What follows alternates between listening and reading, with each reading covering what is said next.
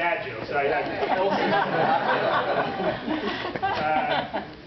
Mark, it's been great all these years. I'm going to miss Mark personally because he's been my neighbor for the last few years, and which was a great asset, being able to just go next door and say, hey, Mark, wasn't there a case that said this? What about this? And just various issues, and Mark would come within 2 minutes and say, oh, I got the case, and here's the case.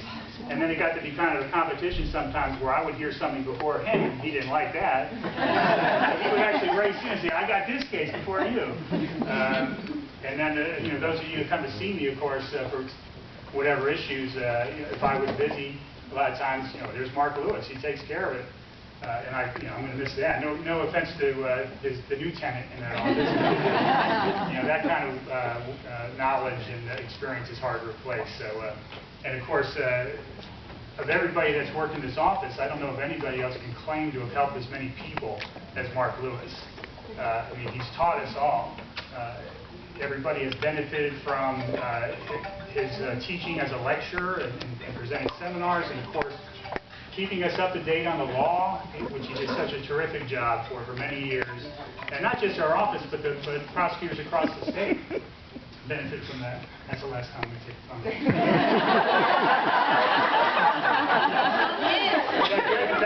Is that good?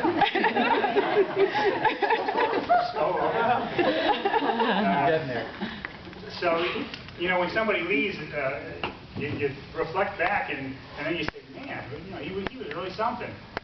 So, Mark, I got his resume, and just a very impressive guy. And he started in the Navy. A lot of you might know that, but if you didn't, he served our country beginning back in the 60s.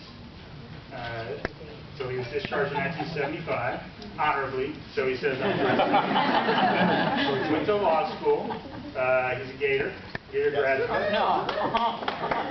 Started with the office in 1982.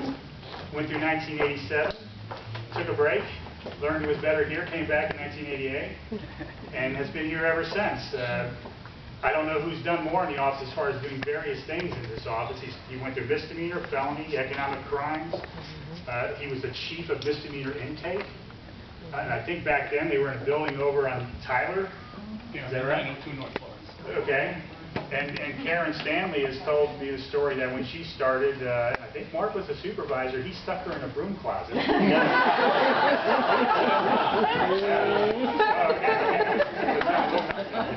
How'd that work out?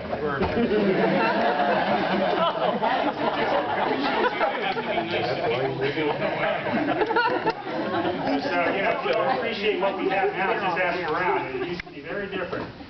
We were happy to have a broom closet back then. He ran the entire intake department at one point in time. He was a felony chief, of course, for many years. Since 2004, he's been the chief of Division C. And for a mysterious time period back in 1999 to 2000, he was part of the Special Prosecution Unit. Who else was with you today? Do I have to say? No, see, there were rumors, and we weren't sure what it was, but we just knew not to ask questions and kind of stay away from them. But he did a tremendous job there back in 1999, 2000, so we think. And of course, he's been very active with the Florida Bar, and in case you didn't know, he was actually chair of the editorial board of the Florida Bar Journal. So, his writing skills, are well earned, and his credentials are really beyond question. He served on the Criminal Procedure Rules Committee. He's been very active with the Hillsborough County Bar. He was awarded the Outstanding Pro Bono Service Award for his work with Teen Court, which he did for years and years. They can continue to do that. Michael back. He taught as a member of the faculty with the National District Attorneys Association, a lecturer. He has lectured judges